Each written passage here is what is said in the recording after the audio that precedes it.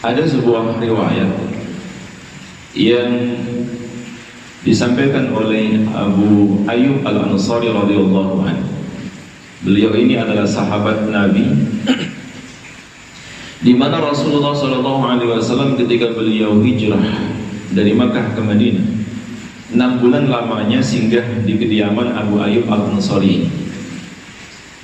Lahir di kota Madinah, tetapi beliau, sahabat Nabi senior ini, satu-satunya sahabat yang meninggal dunia dan dikuburkan di Istanbul, Turki. Lahir di Madinah, tapi dimakamkan di Turki. Sampai saat ini makamnya masih ada. Tidak jauh dari makam itu ada sebuah masjid yang juga dinamakan Masjid Abu Ayyub Al-Ansari. Itu adalah satu-satunya masjid teramai jamaahnya di seantero Istanbul, Turki. Apalagi hari Ahad ini, hari Minggu, jumlah jamaah sholat subuhnya melebihi jumlah jamaah sholat Id, sholat Idul Fitri atau Idul Adha, saking banyaknya. Nah, Abu Ayyub Al-Ansari ini pernah mengatakan, Ja'a Arabiyun, suatu ketika datang seorang Arab Badui ila Nabi sallallahu alaihi wasallam, sawan menghadap Nabi sallallahu alaihi wasallam. Faqala, kemudian Arab Badui ini bertanya, Ya Rasulullah, ayudni wa aujiz. Wahai Rasulullah, nasihatilah aku, singkat saja. Minta nasihat tapi simpel, singkat. Dalam riwayat yang lain disebutkan, alimni wa aujiz. Wahai Rasulullah, ajarkanlah aku sebentar saja. Saat itu Rasulullah SAW menjawab, ada 3 wasiat Nabi, dan ini adalah wasiat terakhir Rasulullah SAW yang diberikan kepada Arabi tadi, orang Arab Badui yang datang menghadap Rasulullah. Wasiat yang pertama adalah, idza qumta ila sholati fasalli salatan muwadda'in. Apabila engkau melaksanakan sholat, maka sholatlah seperti orang yang akan pergi selama-lamanya. Ketika engkau berdiri hendak melaksanakan sholat, kata Nabi, maka bayangkan bahwa sholatmu itu adalah sholat yang terakhir kalinya, sholat yang setelah ini engkau tidak akan pernah ada di dunia ini selama-lamanya. Sholat muwadda', sholat seperti orang yang hendak pergi jauh, pamitan pergi yang tidak akan kembali. Nah, ini jawaban yang selama ini kenapa kalau kita sholat kok nggak bisa khusyuk. Raga kita di masjid, di hamparan sajadah, memakai pakaian sholat lengkap, tapi hati kita masih di sawah, pikiran kita masih di kantor. Yang kita pikirkan bukan inna sholati wa nusuki wa mahyaya wa mamati lillahi rabbil alamin, tapi uangku tinggal berapa, besok makan apa, setelah ini kemana.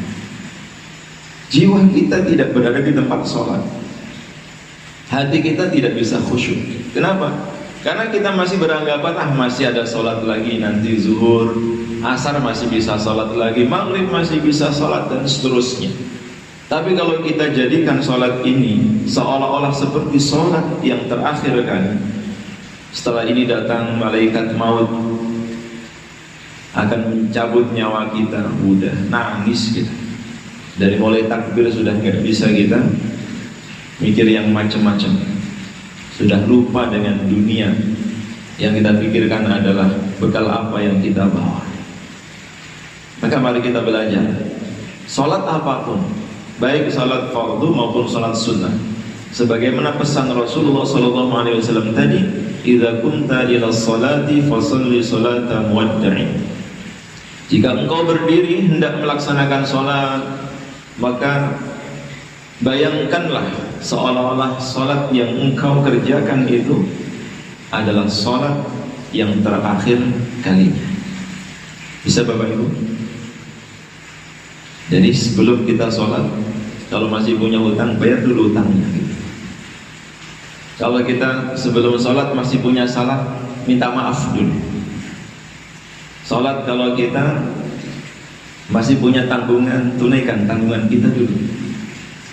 Jadikan sholat kita sholat pamitan, sholat yang terakhir kalinya, dan tidak akan bisa mengulang sholat selama-lamanya. Masya Allah. Kemudian yang kedua kata Nabi, janganlah perkataanmu menyebabkan engkau meminta maaf setelah engkau berbicara itu. Maksudnya adalah Nabi mewasiatkan kepada kita semua tentang kehati-hatian dalam berbicara. Jangan sampai apa yang kita ucapkan itu menyakiti perasaan orang lain, menyinggung orang lain, yang sehingga dengan itu kita minta maaf setelahnya. Mohon maaf ya, tadi saya salah bilang, saya ucap, salah saya dalam berbicara. Maka konsep dalam Islam itu simpel. Jika kita tidak bisa berbicara dengan perkataan yang baik, maka cukup diam. Kalau kita bisa bicara dengan perkataan yang baik, perkataan yang mengandung nasihat, perkataan yang memberikan motivasi, boleh. Tapi kalau perkataan itu mengadu domba, perkataan itu menimbulkan fitnah, perkataan itu adalah ghibah, maka harus kita hentikan. Karena sebagaimana di dalam surat Yasin, Allah Subhanahu wa taala berfirman, "Al-yauma nakhtimu 'ala afwahihim wa tukallimuna aydihim wa tashhadu arjuluhum bima kanu yaksibun." Ada satu hari di mana mulut terkunci. Yang bicara adalah tangan, kaki menjadi saksi atas apa yang kita kerjakan. Yang kita bisa bicara ini, perkataan kita akan diganti oleh Allah dengan anggota tubuh kita. Dan setiap untaian kata itu ada nilainya di sisi Allah. Ma yalfidhu min qawlin illa ladaihi raqibun atid. Ada raqib, ada atid yang mencatat setiap lafaz yang kita ucapkan. Ma yalfidhu min qawlin, tidaklah terucap satupun ucapan, satupun perkataan, illa ladaihi, melainkan di sisinya raqibun atid, ada yang mengawasi, ada yang mencatat. Kita menyebutnya malaikat raqib dan atid. Kemudian yang terakhir kata Nabi, jangan pernah sekali-kali engkau berhasrat atau berambisi memiliki apa yang ada di tangan orang lain. Maksudnya ini yang berkaitan dengan dunia.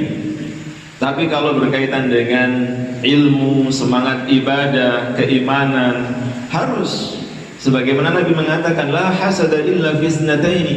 Tidak boleh hasad, tidak boleh ghibah, memiliki keinginan yang kuat untuk bisa memiliki apa yang dimiliki oleh orang lain, kecuali hanya pada dua perkara. Selain ini nggak boleh.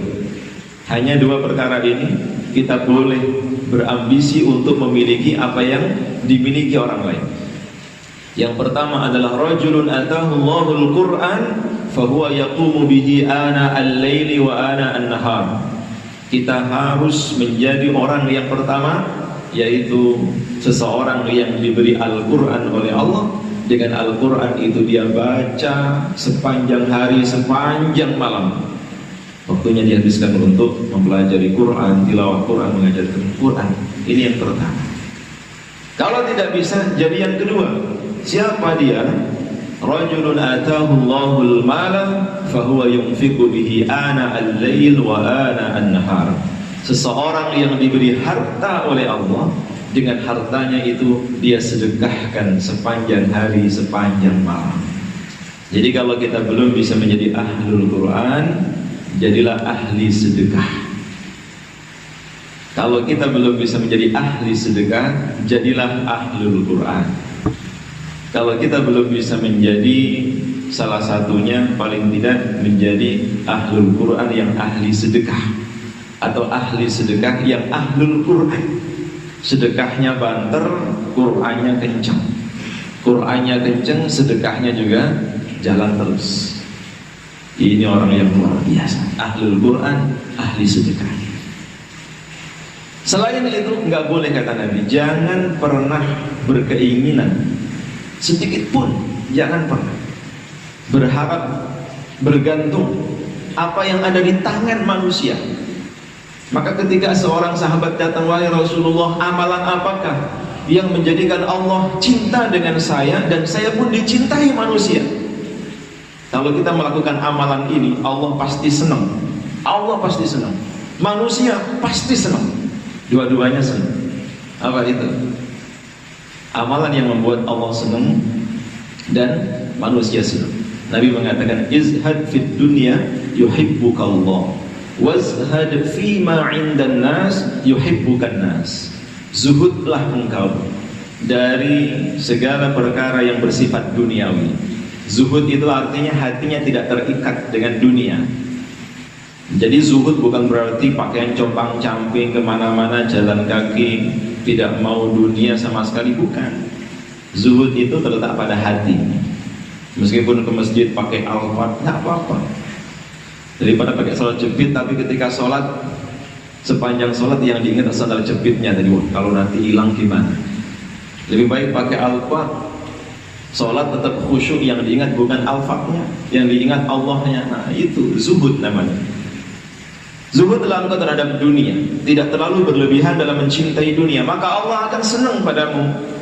Dan zuhudlah, jangan berharap, jangan meminta apa yang ada pada manusia, niscaya manusia akan senang padamu. Jadi kalau kita tidak terlalu berharap, dikasih diterima, enggak juga ada apa-apa, maka itu akan membuat orang senang. Karena sifat manusia beda dengan Allah. Allah itu sekali diminta kasih, dua kali diminta kasih, tiga kali ditambah banyak ngasihnya, itu Allah. Tapi kalau manusia sekali diminta nyo, dua kalinya tiga kalinya kemarin udah dikasih, sekarang minta lagi, itu manusia. Tapi kalau Allah enggak, dia semakin sering diminta semakin banyak. Ya Fattah, ya Razzaq, wahai Zat yang maha pembuka pintu-pintu rizki. Itu sifatnya Allah. Maka Allah semakin sering diminta, semakin banyak ngasih, semakin banyak memberi. Itulah tiga wasiat Nabi. Yang pertama, jadikan sholat kita seolah-olah sholat yang terakhir yang kita kerjakan. Yang kedua, hati-hati dalam berbicara, jangan sampai perkataan kita menjadikan kita menyesal.